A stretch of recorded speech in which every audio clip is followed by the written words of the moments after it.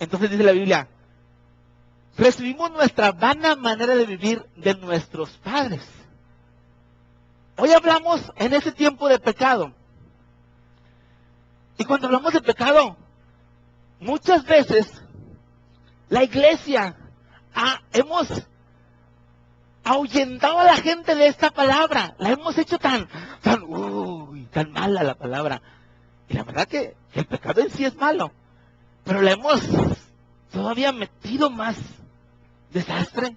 Que cuando la gente dice, o cuando tú vas con una persona y dices, estás en pecado, eres un pecador. ¿Por qué? Porque tienes vicios, porque tienes odio, porque tienes situaciones, ofensas, porque has hecho cosas malas. Pero la verdad, iglesia, gente que nos escucha, es que el pecado no solamente es por el hecho de hacer cosas malas,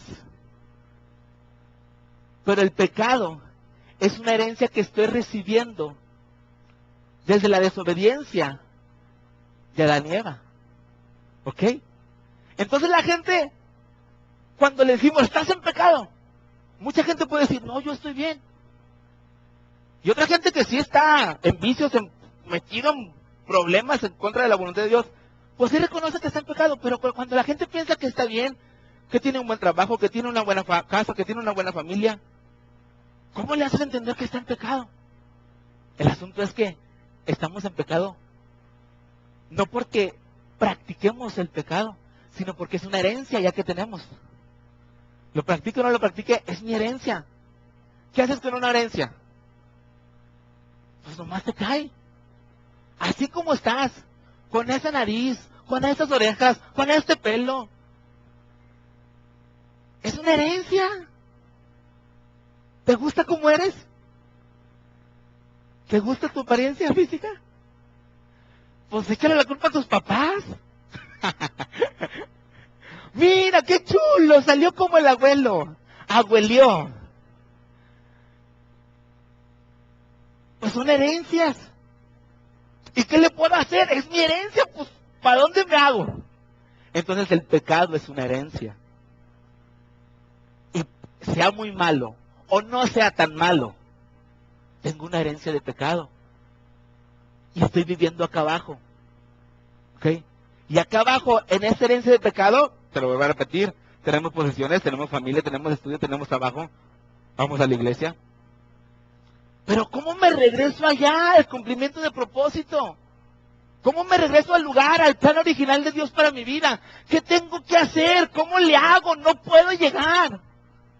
¿Cómo le hago? Necesito entender, primeramente, que soy pecador. Cometo muchos pecados. O no cometo muchos pecados. Soy pecador por herencia. Y por naturaleza. Es mi naturaleza. ¿Y cómo le hago para cambiar mi naturaleza? No se puede. ¿De manera propia? No se puede. Entiendo después que el pecado me está llevando a la muerte. Romanos 3:23 dice, por cuando todos pecaron, están destituidos de la gloria de Dios. Dice, todos pecaron. Están destituidos de la gloria de Dios. Ya, está complicado el asunto. Triste el asunto para la humanidad. Entonces, nos habla de que somos pecadores. Ahora, cuando hablamos de pecado, y cuando el Padre se dio cuenta que estábamos en pecado, entonces nos dio, a través de la palabra, una ley, nos dio mandamientos. ¿Se dice aquí? ¿Qué dicen los mandamientos? ¿Cómo hemos hablado últimamente de los mandamientos? Bueno, hablamos de los 10 mandamientos. No tendrás dioses ajenos delante de mí. No tendrás imagen ni ninguna semejanza de cosa que está arriba en el cielo, en la baja, en la tierra, ni en las aguas debajo de la tierra. No te inclinarás a ellas ni las honrarás, porque yo soy Jehová tu Dios que te saque. ¿Sí? Fuerte y celoso, que visito la maldad de los padres sobre los hijos hasta la tercera y cuarta generación. ¿Qué más? ¿Qué sigue? No tomarás el nombre de Jehová tu Dios en vano. porque no dará por inocente Jehová el que tomara su nombre en vano. Cuarto mandamiento, acordarte, haz del día de reposo para santificarlo. 6 días trabajarás, serás toda tu obra. Quinto mandamiento, honra a tu padre y a tu madre. Sexto mandamiento, no matarás. Séptimo mandamiento, ¿cómo? No cometerás adulterio. Octavo mandamiento, no hurtarás, no robarás. Noveno mandamiento, no hablarás contra tu prójimo falso testimonio. 10º mandamiento, no codiciarás. Ok, nos da mandamientos, se nos dice, eso no se debe hacer. Lean Éxodo 20. Ley, mandamientos, ley, mandamientos, ley, mandamientos. Eso no se debe hacer. Si tú te enfocas en cumplir los mandamientos, ahí la vas a llevar más o menos. Pero está sabido por todos que ni una sola persona ha podido cumplir todos los mandamientos a excepción de Jesús. Pero si el hombre buscara a través de los mandamientos regresar al cumplimiento de propósito, se va a quedar a medias. Primero, segundo, tercero, cuarto, quinto, sexto, séptimo, noveno y décimo. No puedo llegar. ¿Ok? Me quedo corto. Me quedo corto y por más que me esfuerce por mí mismo, entonces no puedo llegar otra vez al cumplimiento de propósito. ¿Qué tengo que hacer? ¿Qué hago? Estamos perdidos. Entonces la gente dice, pues ni modo, pues me enfoco a trabajar, me enfoco a tener mi familia, me enfoco a mis posesiones, a que me vaya bien, a vivir la vida acá abajo. Pero estoy fuera del propósito de Dios. Pero lo cierto es que han pasado años, y muchas veces en nuestra vida pasan tantos años, y nos acostumbramos a vivir acá abajo. Pero déjame decirte, este no es el propósito de Dios. Dios no te creó para que vivas acá. Dios te creó para que vivas en el cumplimiento de propósito. Bueno, entonces, ¿qué tengo que hacer? ¿Qué es el siguiente paso? Hay una opción.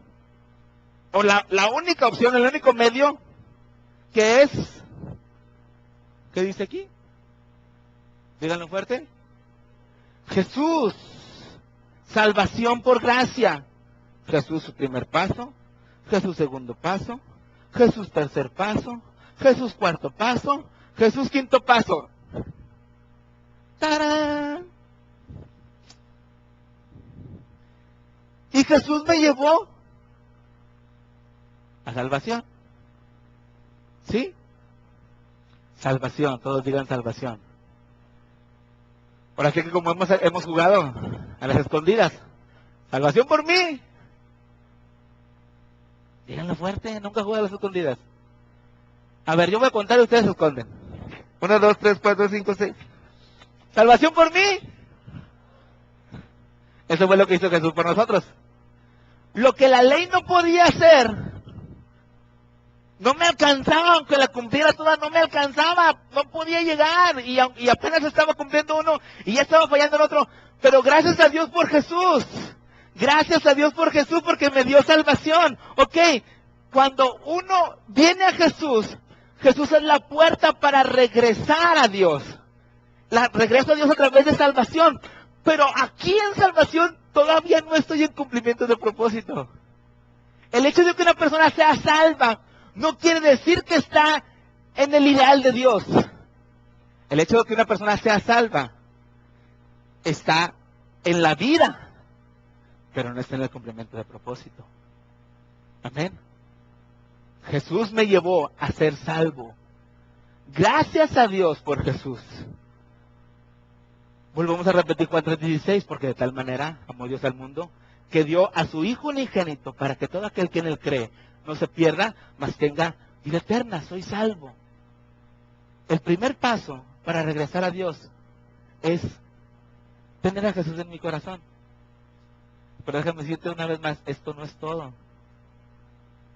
Después de que soy salvo, no me voy a quedar aquí diciendo, ya soy salvo, ahora sí, pues hago lo que quiera. ¿Y ahora qué hago? No podemos predicar solamente, soy salvo y pues ahora, Jesús ya ven porque pues ahora no sé qué hacer. Ven Señor Jesús porque pues